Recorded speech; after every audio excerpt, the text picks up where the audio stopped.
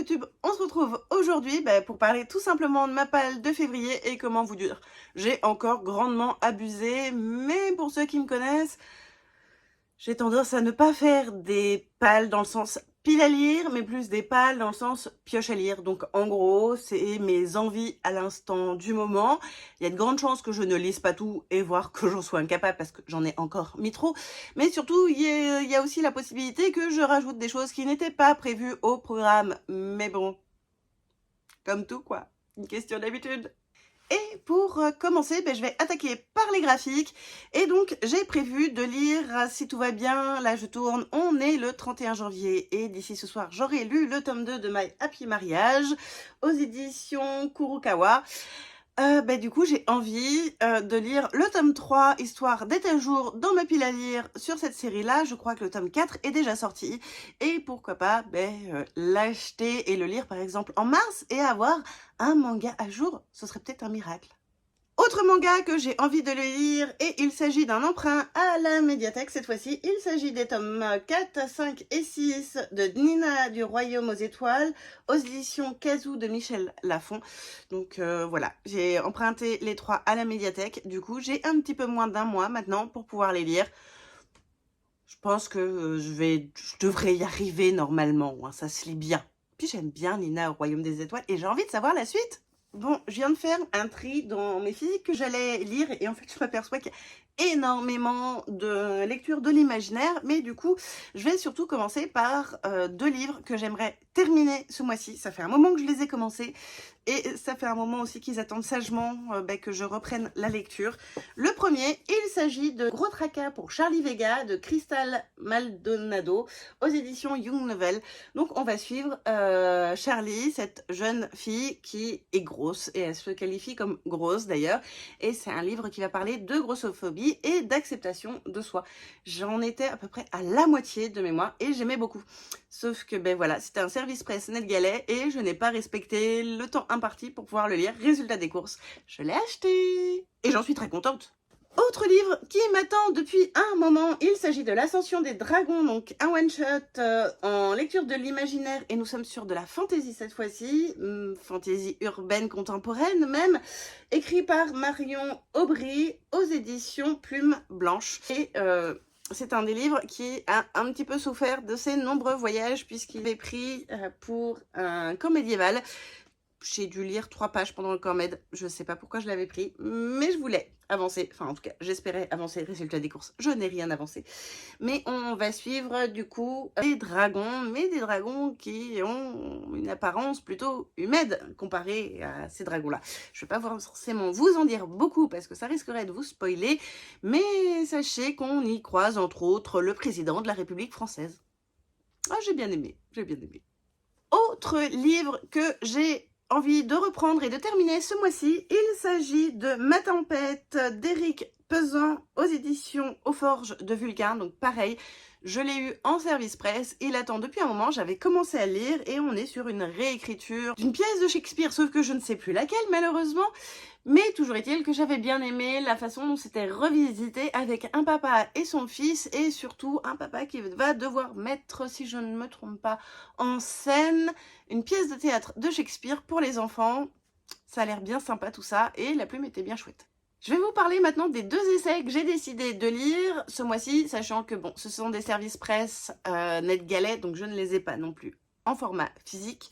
Le premier, il s'agit de Comment jouir de la lecture de Clémentine Beauvais aux éditions La Martinière, collection Alt. Alors j'ai déjà lu 2 essais de cette collection-là. Le premier parlait du harcèlement et le second parlait de l'amour. J'ai beaucoup aimé comment c'était fait, comment c'était écrit. Alors à chaque fois ce sont des auteurs différents, certes, mais quand même on retrouve une façon de procéder assez similaire dans les 2, en tout cas que j'avais lu. Et j'avoue que Comment jouir de la lecture, rien que le titre m'interpelle. Clémentine Beauvais qui a écrit un des romans que j'ai à la maison qui parlait de réécriture de contes et de Ma Reine la Bonne Fée, si je me souviens bien, que j'ai toujours pas lu d'ailleurs, mais qui est dans ma pile à lire. Et du coup, j'ai envie de découvrir celui-là. Et autre service presse que j'ai à lire toujours en essai, il s'agit de Bêtes de sexe de Marc Giraud et Annabelle Pongratz aux éditions Delachaux et Nestlé. Et en gros, on va parler de diversité amoureuse, en côté humain, mais aussi côté animaux. Et j'aime bien ce rapprochement en fait avec les animaux. Donc voilà, je vais me le faire aussi au mois de février, sachant que bien sûr, février c'est petit mois, petite lecture. Et que il fait 192 pages de mémoire, donc ça rentre dans le thème. Il fait moins de 200 pages, sachant que les autres font peut-être plus de 200 pages, mais j'ai déjà commencé à les lire, donc d'une certaine façon, c'est aussi écouler ce qui végète dans ma palle et qui attend sagement de sortir de la palle, parce que j'aurais fini de les lire, tout simplement. Avant d'attaquer le nerf de la guerre, à savoir les lectures de l'imaginaire, j'ai mis en version numérique un thriller et une romance. Alors, pour ceux qui suivent la romance, vous devez savoir déjà laquelle j'ai mis. Mais chut, on va commencer par le thriller pour l'instant. Donc, il s'agit de Voleurs de justice de Véronique Moissan aux éditions Alter Réal. C'est un livre que j'avais eu en service presse de la part d'Alter Réal au moment de sa publication, donc il y a plus d'1 an. Oui, il attend sagement dans ma palle depuis plus d'1 an. Mais j'avoue que je suis pas forcément grande amatrice de thriller, enfin j'en lis pas beaucoup, mais quand j'ai vu le sujet de celui-là, j'ai fait « mais je veux, mais je signe où ?» Et on va suivre un avocat qui est fraîchement diplômé et qui a une particularité, c'est qu'il est transsexuel. Alors si je me réfère au résumé, j'espère ne pas le mégenrer.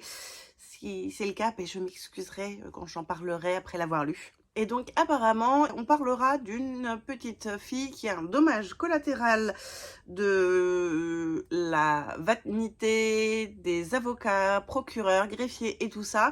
Et je suis curieuse de voir comment ce sera abordé, surtout que apparemment le procureur est hétéronormé avec un avocat qui est transsexuel. Ça risque de ruer un petit peu et de pas être forcément super cool. Et l'autre livre que j'ai mis dans la pile à lire, qui n'est pas une lecture de l'imaginaire, il s'agit de la LC qui a commencé le 1er février au moment où vous verrez cette vidéo, qui est une LC à rythme libre, c'est-à-dire que vous avez tout le mois pour la lire. J'ai certes fait des chapitrages et des découpages, mais c'est plus pour qu'on puisse parler tous à un seul endroit d'un même sujet sans risquer de spoiler les uns et les autres qui seraient un petit peu j'allais dire en retard, façon de parler, mais qui serait un petit peu moins avancé en tout cas que nous dans la lecture. Donc voilà pourquoi j'ai fait des chapitrages. Et donc il s'agit du Jeu des tricheurs d'Anna Higgins aux éditions Hugo New Roman. Et en gros, nous allons suivre deux avocats qui vont s'affronter dans une affaire de divorce, sauf que les deux avocats ont un passé en commun et ça risque de remuer certaines choses chez eux, tout autant que ça risque de remuer du côté de leurs clients, parce que ça n'a pas l'air d'être un divorce qui se passe sans toute quiétude en tout cas. Bon, parce qu'il faut quand même des exceptions dans les petits mois, petites lectures. Il y a aussi la lecture commune du tome 2 de Kéléana de Sarah Gimas aux éditions La Martinière Fiction, qui a lieu en ce moment sur mon Discord. Donc pareil, c'est pas un petit roman. Mais bon, j'allais pas quand même arrêter la LC que j'ai prévu de faire tous les mois, tout simplement parce que c'est un petit mois, petite lecture. Non, je veux avancer. J'ai d'ailleurs prévu tous les petits post-it pour séparer les tomes au fur et à mesure. Et en plus, j'ai certes la version physique, mais il est aussi disponible sur Nextory. Donc je pense que je vais alterner entre la version physique et la version e-book, juste pour une question de praticité. Donc, vous voulez du mignon? J'ai piqué à Mewen La trousse se révolte de Vincent Raffetin et Andrés Hertzen aux éditions Gulfstream. C'est un tout petit livre qui devrait se lire très très vite parce qu'il fait 110 pages à peu près. Et puis c'est écrit pour enfants, donc c'est écrit très gros. De mémoire, il doit être à partir de 7 ans. Oui, c'est ça, premier roman, à partir de 7 ans. Et donc, en gros, on va suivre une jeune demoiselle qui se retrouve tout simplement submergée par sa trousse, qui a décidé de vivre sa vie. Enfin, plutôt le contenu apparemment de la trousse qui a décidé de vivre sa vie. Donc, on va avoir des comparses vêches, d'écoles qui ont décidé d'aller voir ailleurs si elles y sont. Je pense que ça peut être bien drôle à lire et bien rapide aussi. Donc, go, comme ça, il sortira de ma palle. Parce que j'avais dit qu'il fallait que je le lise quand même. Autre livre que j'ai piqué à Mewen, il s'agit des Tisseurs de rêves, donc Manel et les mélodies secrètes de Manon Fargeton aux éditions Rajo. Et donc en gros on va suivre Manel qui est une tisseuse de rêves et qui grâce en fait à son violon modifie la réalité. J'avoue que je vais pas forcément en lire plus, de toute manière, ça va pas aller forcément beaucoup plus loin. Au niveau du résumé, on apprend que c'est au sein de l'école. Et je suis curieuse de découvrir de 1 La plume de Manon Fargeton, parce que j'en entends beaucoup parler. Et je trouve que l'autrice fait déjà des TikTok, j'adore sa façon de les faire, qui donne en plus très envie de lire ses bouquins. Et elle est adorable parce que j'ai pu la rencontrer au SLPJ. C'est vraiment une crème, cette autrice. Donc j'ai hâte de le lire, tout simplement pour pouvoir en parler. J'ai aussi décidé de sortir un vieux nanar. Et c'est le moins qu'on puisse dire parce que l'édition de ce livre-là est plus vieille que moi. C'était un livre à ma mère. Il s'agit du Sérum de la déesse bleue de Roger Zelazny, édition de Noël. Je ne sais plus du tout de quoi ça parle. Roger Zelazny, je l'ai déjà lu avec Les Princes d'Ambre. J'avais beaucoup aimé les 3 premiers tomes. Il faudrait que je reprenne la série parce qu'en tout, il y en a 10. Et ce serait peut-être bien qu'à un moment ou à un autre, j'avance dans cette série. Mais celui-là me fait de l'œil. Il n'est pas très très gros non plus parce qu'il fait moins de 200 pages. Bon, c'est pas écrit gros, hein. Pour le coup, c'est vraiment du 200 pages. Vraiment, on a serré tout ce qu'on pouvait, hein. Je pense qu'il serait imprimé en version un petit peu plus classique pour nos yeux. Il ferait du 350-400 pages. Mais c'est pas grave, il fait moins de 200 pages dans cette édition-là. Donc, petit mois, petite lecture. Autre service presse que j'avais eu également des éditions Gulfstream. Il s'agit de Garance, l'héritière de l'Olympe. Donc, le tome 1, le défi de Déméter, de Maud Placine. On va suivre Garance, qui est une jeune fille de 10 ans, qui est en CM2 et qui attaque son apprentissage en magie. Et elle a 1 an pour découvrir de quel dieu elle détient le pouvoir. J'avoue que je suis curieuse de pouvoir le découvrir. Pareil, il fait un tout petit peu plus de 200 pages, mais cette fois-ci, il est écrit un petit peu plus large, hein. Puis vous avez vu, ça brille, c'est tout beau. Il y a des jolis dessins dedans. Donc voilà, j'ai hâte de pouvoir le lire. Un que je m'étais dit l'été dernier, je vais en faire un vlog, ce sera sympa. Il s'agit de Vox de Natacha Didri aux éditions GS. Et j'avoue que je ne sais plus du tout de quoi ça parle, que je n'ai pas envie de relire le résumé pour éviter de me spoiler. Mais j'adore cette couverture, elle est déjà super chouette. Et je pense que je vais peut-être en faire un petit vlog au moment où je le lirai. Un vieux rogaton que j'ai trouvé à Emmaüs. Il s'agit du tome 1 des désastreuses aventures des orphelins Baudelaire de Lemony Snicket aux éditions Nathan pour celui-là. Je crois qu'il est aussi disponible en version audio. Je ne sais plus du tout de quoi ça parle. De mémoire, il y a un film aussi qu'on est sorti. Je vais du coup vous lire le résumé. Ce sera peut-être un petit peu plus simple pour moi. Cher lecteur, je regrette fort de devoir le dire, mais le livre que voici ne contient rien de plaisant. Il raconte la triste histoire de 3 enfants qui ont toutes les déveines. Ils ont beau être bien élevés et charmants et intelligents, il ne leur arrive que des misères. De la première page à la dernière, ils vont d'une catastrophe à l'autre et collectionnent les pires ennuis, à croire qu'ils attirent les calamités. Dans ce bref volume seulement, les enfants Baudelaire affrontent un sinistre personnage, de hideux habits qui grattent, un épouvantable incendie, un complot pour dérober leur héritage et de la bouillie froide au petit déjeuner. J'avoue que je suis bien curieuse de mémoire, je crois qu'il y a une dizaine de tomes. J'ai les 4 premiers en tout cas, c'est sûr, dans ma palle. Donc autant commencer à lire cette série pour avancer un peu. Bon, j'ai encore quelques livres à vous présenter, mais on arrive doucement vers la fin, sachant qu'il me restera encore les audios. Mais on avance. Un livre dont j'avais commencé à lire les premières pages et puis c'est un peu comme tout, je l'ai mis de côté, je ne sais pas trop pourquoi parce que je devais avoir un autre livre à passer en priorité puis après j'ai oublié. Il s'agit donc du tome 1 des Contes des Royaumes oubliés, à savoir Le Prince au bois dormant d'Isabelle Lesteplume aux éditions Bookmark. Il s'agit donc d'une réécriture de La Princesse au bois dormant version MXM. Quoi demander de plus? Un autre livre, pareil, toujours chez Bookmark et en MXM également. Il s'agit du tome 2 de Magie et de Vapeur sur les traces du gangster de CSPO et j'avais adoré le tome 1. Nous sommes dans un univers steampunk où nous allons suivre un agent du ministère de la magie avec un criminel. Voilà, ça va pas forcément se passer comme prévu, il va y avoir des rapprochements. J'avais adoré le tome 1. Et même si le tome 2, pareil, fait un petit peu plus de 200 pages, parce que là, je viens de voir 233 pages, c'est pas grave, je veux le lire. Et pour presque finir, J'ai envie de lire Miroir, Miroir de Serena Valentino aux éditions Hachette Heroes. Donc voilà, j'ai du retard dans la série. Donc c'est la réécriture de Blanche-Neige où on va apprendre pourquoi la marâtre, donc elle, la méchante reine, est devenue la méchante reine. Je suis en retard parce que quasiment tout est sorti. Je rattrape petit à petit mes achats avec les versions collector, sauf que j'ai même pas lu le tome 1 encore. Ce serait peut-être bien que je lise pour savoir si je continue la suite ou pas. Et pour finir, toujours dans les réécritures, j'ai mis Les éclats dormants d'Alix Haro aux éditions Le Rayon de l'Imaginaire. Il s'agit d'une réécriture de La Belle au bois dormant, encore une fois, sauf que ce livre-là a eu des retours qui n'étaient pas forcément top, surtout en fait voilà, au fait que ça c'est le roman et ça c'est les remerciements et tout le blabla derrière.